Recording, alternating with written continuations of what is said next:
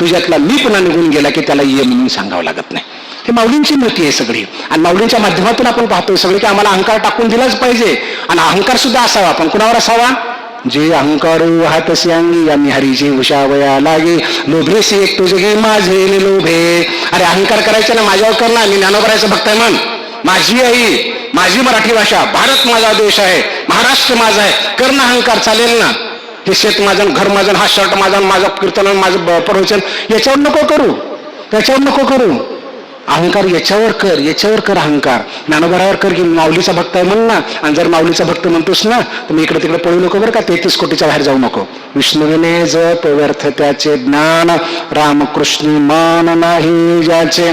माऊलीने सांगितले आपणाला, अरे विष्णूच्या बाहेर जाऊ नको. कृष्ण विष्णू हरी गोविंद या नामाचे निखळ प्रबंध, माझी आत्मचर्चा विशद उदंड गाते. कृष्ण विष्णू हरी गोविंद याच्या बाहेर जायची गरजच नाही. आपला तो एक देव करून घ्यावा.